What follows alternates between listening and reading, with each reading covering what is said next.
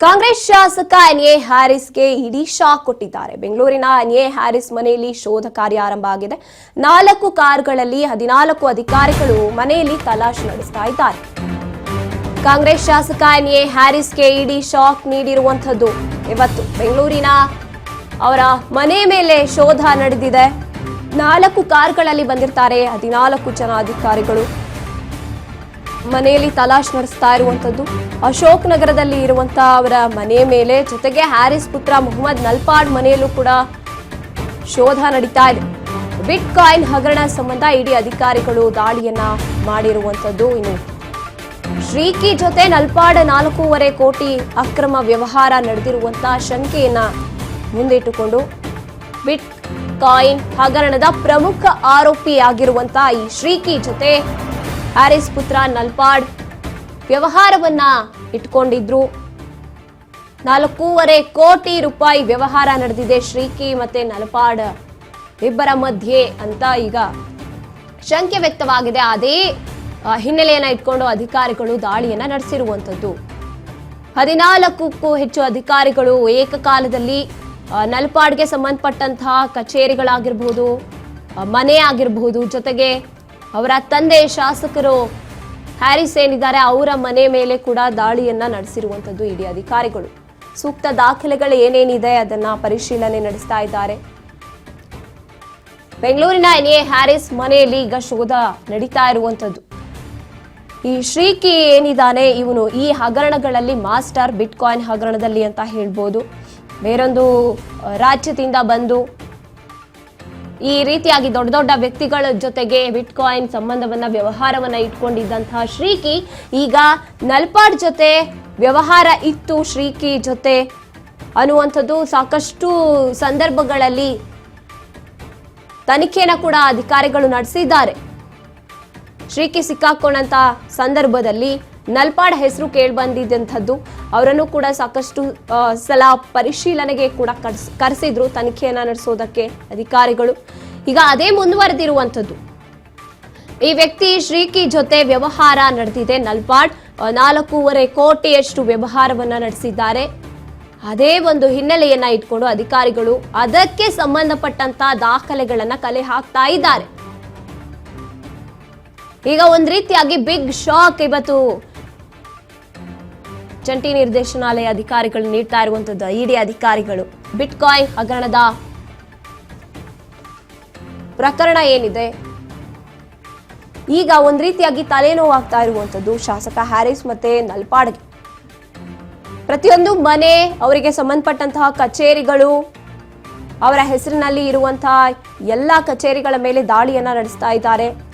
14 ಅಧಿಕಾರಿಗಳು ಏಕಕಾಲದಲ್ಲಿ ಎಲ್ಲಾ ಕಡೆ ದಾಳಿಯನ್ನ ನಡೆಸ್ತಾ ಇರುವಂತದ್ದು. ಹಾಗಾಗಿ ದಾಖಲೆಗಳನ್ನ ಪರಿಶೀಲನೆ ಮಾಡ್ತಾ ಇದ್ದಾರೆ.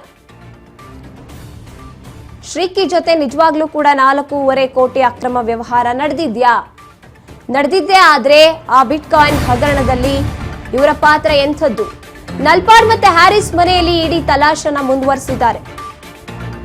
ಮನೆಯಲ್ಲಿರುವಂತಹ ದಾಖಲೆಗಳು, ಲ್ಯಾಪ್ಟಾಪ್, ಮೊಬೈಲ್ಗಳನ್ನ ಪರಿಶೀಲನೆ ನಡೆಸಿರುವಂತದ್ದು. ಬಿಟ್ ಕಾಯಿನ್ ಸೇರಿದಂತೆ ಅಕ್ರಮ ಹಣ ವರ್ಗಾವಣೆ ವಿಚಾರವಾಗಿ ಪ್ರಶ್ನೆಯನ್ನ ಕೂಡ ಮಾಡಿದ್ದಾರೆ. ಇನ್ನು ಬಿಟ್ ಕಾಯಿನ್ ಪ್ರಕರಣದ ಕಿಂಗ್ ಪಿನ್ ಈ ಶ್ರೀಕಿ ನಿವಾಸದ ಮೇಲೂ ಕೂಡ ಇಡಿ ದಾಳಿ ನಡೆಸಿದ್ದಾರೆ. ಜಯನಗರದಲ್ಲಿ ಶ್ರೀಕಿ ನಿವಾಸ ಇದೆ, ಅಲ್ಲೂ ಕೂಡ ಪರಿಶೀಲನೆ ನಡೆಸಿದ್ದಾರೆ ಇಡಿ ಅಧಿಕಾರಿಗಳು. ಬೆಳಗ್ಗೆ 5 ಗಂಟೆಗೆ ದಾಳಿಯನ್ನ ಮಾಡಿದ್ದಾರೆ ಅಧಿಕಾರಿಗಳು. ಎಸ್, ಈಗ ಕಾಂಗ್ರೆಸ್ ಶಾಸಕ ಹ್ಯಾರಿಸ್ ಅವರ ಮನೆ ಮೇಲೆ ದಾಳಿಯನ್ನ ನಡೆಸಿರುವಂತದ್ದು. ಜೊತೆಗೆ ನಲ್ಪಾಡ್ ಮನೆ ಮೇಲೆ ದಾಳಿ.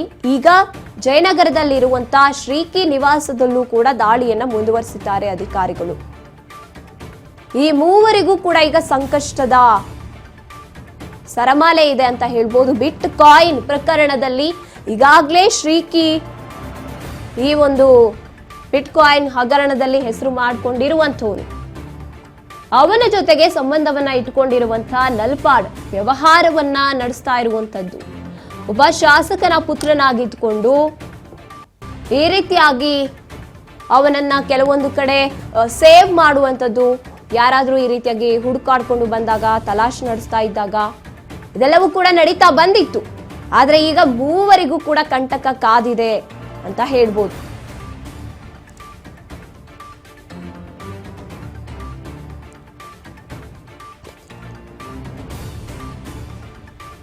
ಇನ್ನು ಈ ಬಗ್ಗೆ ಹೆಚ್ಚಿನ ಮಾಹಿತಿಯನ್ನು ನಮ್ಮ ಪ್ರತಿನಿಧಿ ಅಜಯ್ ನೀಡ್ತಾರೆ.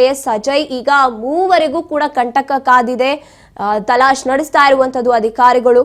ಇದ್ರ ಬಗ್ಗೆ ಹೆಚ್ಚಿನದಾಗಿ ಹೇಳ್ತಾ ಹೋಗೋದಾದ್ರೆ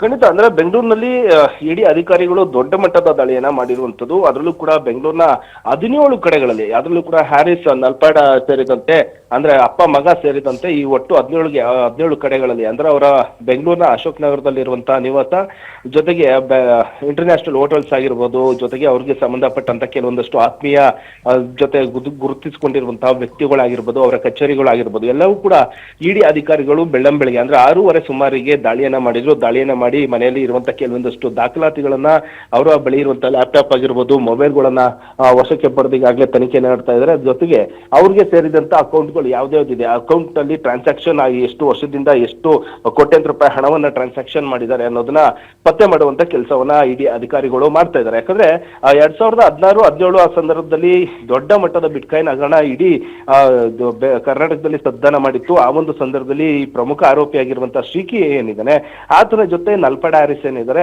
ಸಾಕಷ್ಟು ಗುರುತಿಸ್ಕೊಂಡಿದ್ರು. ಅವರ ಜೊತೆ ಹಣದ ವ್ಯವಹಾರ ಕೂಡ ಆಗಿತ್ತು. ಯಾಕಂದ್ರೆ ನಲ್ಪಾಡ್ ಜೊತೆ ಗುರುತಿಸ್ಕೊಂಡಂತ ಸಂದರ್ಭದಲ್ಲಿ ಹ್ಯಾಕರ್ ಆಗಿರುವಂತಹ ಶ್ರೀಕಿ ಏನಿದ್ದಾನೆ, ಆತನಿಗೆ ಒಂದು ಲಾಡ್ಜ್ ಅನ್ನ ಮಾಡಿಕೊಟ್ಟಿದ್ರು, ಐಷಾರಾಮಿ ಕಾರನ್ನು ಕೂಡ ಗಿಫ್ಟ್ ಅನ್ನು ಕೊಟ್ಟಿದ್ರು ಅಂತ ಹೇಳಿ ಆ ಒಂದು ಸಂದರ್ಭದಲ್ಲಿ ಸಿಸಿಬಿ ಅಧಿಕಾರಿಗಳು ತನಿಖೆಯನ್ನ ಮಾಡಿದ್ರು. ಜೊತೆಗೆ 10 ಕೋಟಿಯಷ್ಟು ಟ್ರಾನ್ಸಾಕ್ಷನ್ ಶ್ರೀಕಿ ಹ್ಯಾಕ್ ಮಾಡಿಕೊಂಡು ತಮಗೆ ಬೇಕಾದಂತ ಅಕೌಂಟ್ ಗಳಿಗೆ ಟ್ರಾನ್ಸ್ಫರ್ ಮಾಡ್ಕೊಂಡಿದ್ದಾನೆ ಅಂತ ಹೇಳಿ ತನಿಖಾ ವರದಿಯನ್ನ ಕೊಟ್ಟಿದ್ರು. ಅದಾದ ನಂತರವಾಗಿ ಈ ಒಂದು ಪ್ರಕರಣವನ್ನ SITಗೆ ರಾಜ್ಯ ಸರ್ಕಾರ ಸೂಚನೆ ಮೇರೆಗೆ ವರ್ಗಾವಣೆ ಆಗಿತ್ತು. ಆ ಒಂದು ಸಂದರ್ಭದಲ್ಲಿ SIT ಅಧಿಕಾರಿಗಳು ಕೂಡ ಸಾಕಷ್ಟು ತನಿಖೆಯನ್ನ ಮಾಡಿದ್ರು. ಜೊತೆಗೆ ಕೆಲವೊಂದಷ್ಟು ಪೊಲೀಸರೇ ಇದರಲ್ಲಿ ಭಾಗಿಯಾಗಿರೋ ಅನ್ನೋದು ಕೂಡ ಗೊತ್ತಾಗಿತ್ತು. ಆದ್ರೆ ಈ ಕೋಟ್ಯಾಂತರ ರೂಪಾಯಿ ಟ್ರಾನ್ಸಾಕ್ಷನ್ ಇಲ್ಲಿ ಆಗಿದೆ ಅಂದ ತಕ್ಷಣ ಇಡಿ ಅಧಿಕಾರಿಗಳು ಸ್ವಯಂ ಪ್ರೇರಿತವಾಗಿ ಅವರೇ PML ಅಂದ್ರೆ prevention of money laundering act ಅಡಿಯಲ್ಲಿ ಕೇಸನ್ನ ದಾಖಲಿಸ್ಕೊಂತಾರೆ. ನಂತರ ತನಿಖೆಯನ್ನ ಮಾಡುವಂತ ಸಂದರ್ಭದಲ್ಲಿ ಯಾರ್ಯಾರು ಜೊತೆಯಲ್ಲಿ ಶ್ರೀಕಿ ಅಂದ್ರೆ ಹ್ಯಾಕರ್ ಶ್ರೀಕಿ ಒಂದು ಆಪ್ತ ವಲಯದಲ್ಲಿ ಗುರುತಿಸಿಕೊಂಡಿದ್ದ, ಯಾರ ಜೊತೆ ಟ್ರಾನ್ಸಾಕ್ಷನ್ ಮಾಡ್ಕೊಂಡಿದ್ದ, ಯಾವ ರೀತಿಯಾಗಿ ಹ್ಯಾಕ್ ಅನ್ನ ಮಾಡ್ಕೊಂಡಿದ್ದ ಅನ್ನೋದನ್ನ ತನಿಖೆಯನ್ನ ಇಡಿ ಅಧಿಕಾರಿಗಳು ಮಾಡ್ತಾರೆ. ಪ್ರಮುಖವಾಗಿ ಇಲ್ಲಿ ಈ ಶ್ರೀಕಿ ಸೇರಿದಂತೆ ಅವ್ರದ್ದೊಂದು ಬಿಟ್ಕಾಯಿನ್ ಗ್ಯಾಂಗ್ ಇದೆ. ಅಲ್ಲಿ ಅವರು ಆರೋಪಿಗಳು ನ್ಯಾಷನಲ್ ಹಾಗೂ ಇಂಟರ್ನ್ಯಾಷನಲ್ ವೆಬ್ಸೈಟ್ ಗಳನ್ನ ಹ್ಯಾಕ್ ಅನ್ನ ಮಾಡ್ತಾ ಇದ್ರು. ಜೊತೆಗೆ ಬಿಟ್ಕಾಯಿನ್ಗೆ ಸೇರಿದಂತ ಕೆಲವೊಂದಷ್ಟು ಬಿಟ್ಕಾಯಿನ್ ಗಳನ್ನ ಒಂದು ಕಳವನ್ನ ಮಾಡುವಂತದ್ದು, ಜೊತೆಗೆ ಆ ಒಂದು ಬಿಟ್ಕಾಯಿನ್ ಗಳನ್ನ ಬೇರೆ ಬೇರೆ ಒಂದು ವೆಬ್ಸೈಟ್ ಗಳಲ್ಲಿ ಮಾರಾಟ ಮಾಡುವಂತದ್ದು, ವರ್ಚುವಲ್ ಡಿಜಿಟಲ್ ಆಸ್ತಿಗಳನ್ನಾಗಿ ಕಳುವು ಮಾಡುವಂತದ್ದು, ಈ ರೀತಿಯಾಗಿ ಹ್ಯಾಕ್ ಮಾಡಿ ಡೇಟಾ ಹಾಗೂ ಹಣವನ್ನ ಒಂದು ಕಳ್ಳತನ ಮಾಡುವುದು, ಈ ರೀತಿಯಾಗಿ ಮಾಡ್ತಾ ಇದ್ರು. ಜೊತೆಗೆ ಈ ಒಂದು ಮಾರಾಟದಿಂದ ಬಂದಂತ ಹಣವನ್ನ ಅವ್ರಿಗೆ ಬೇಕಾದಂತ ಖಾತೆಗಳಿಗೆ ಒಂದು ಟ್ರಾನ್ಸಾಕ್ಷನ್ ಮಾಡ್ಕೊಂತ ಇದ್ರು. ಆ ಹಣವನ್ನ ಈ ಹ್ಯಾಕರ್ ಶ್ರೀಕಿ ಆಗಿರ್ಬೋದು, ಜೊತೆಗೆ ಅವರ ಸಹಚರರಿಗೆ ಒಂದು ವೈಯಕ್ತಿಕವಾಗಿ ಬೇಕಾಗಿದ್ದಂತ ಹಣವನ್ನ ಅವರ ಖಾತೆಗೆ ಜಮಾ ಮಾಡ್ಕೊಂತ ಇದ್ರು. ಜೊತೆಗೆ ಇಲ್ಲಿ ಪ್ರಮುಖವಾಗಿ ನಲ್ಪಾಡ್ ಹ್ಯಾರಿಸ್ ಮೇಲೆ ದಾಳಿಯನ್ನ ಮಾಡೋದಕ್ಕೆ ಪ್ರಮುಖ ಕಾರಣ ಇದೇ ಇದೆ. ಅಂದ್ರೆ ಇಡಿ ಅಧಿಕಾರಿಗಳಿಗೆ ಈ ಹಿಂದೆ ಕೂಡ ಅಂದ್ರೆ 4-5 ವರ್ಷಗಳ ಹಿಂದೆ ಅಷ್ಟೇ ಗೊತ್ತಿತ್ತು, ನಲ್ಪಾಡು ಸಾಕಷ್ಟು ಒಂದು ಆಪ್ತ ವಲಯದಲ್ಲಿ ಶ್ರೀಕಿ ಕಾಣಿಸ್ಕೊಂಡಿದ್ದ. ಅವರಿಬ್ರು ಜೊತೆಲಿ ಮಾತನಾಡುವಂತದ್ದು, ಕಾಲ್ ಡೀಟೇಲ್ಸ್ ಆಗಿರ್ಬೋದು, ಎಲ್ಲವನ್ನೂ ಕೂಡ ಮಾಹಿತಿಯನ್ನ ಪಡೆದಂತ ಸಂದರ್ಭದಲ್ಲಿ ಇಡಿ ಅಧಿಕಾರಿಗಳು ಇವತ್ತು ದಾಳಿಯನ್ನ ಮಾಡಿದರೆ. ಒಟ್ಟು ಈ ಒಂದು ನಿವಾಸದ ಮೇಲೆ ಬರೋಬ್ಬರಿ 14 ಅಧಿಕಾರಿಗಳು ದಾಳಿಯನ್ನ ಮಾಡಿ ಮನೆಯಲ್ಲಿ ಈಗಾಗಲೇ ಈ ನಲ್ಪಾಡ್ ಕೂಡ ಇದ್ದಾರೆ, ಹ್ಯಾರಿಸ್ ಕೂಡ ಇದ್ದಾರೆ. ಆ ಒಂದು ಸಂದರ್ಭದಲ್ಲಿ ಮುಂದೆ ಕೂರಿಸ್ಕೊಂಡು ಅವ್ರನ್ನ ತನಿಖೆಯನ್ನು ಮಾಡುವಂತ ಕೆಲವೊಂದಷ್ಟು ಪ್ರಶ್ನೆ ಮಾಡುವಂತ ಕೆಲಸವನ್ನ ಇಡಿ ಅಧಿಕಾರಿಗಳು ಮಾಡ್ತಿರುವಂತದ್ದು. ಧನ್ಯವಾದ ಅಜಯ್ ನಿಮ್ಮೆಲ್ಲ ಮಾಹಿತಿಗಾಗಿ.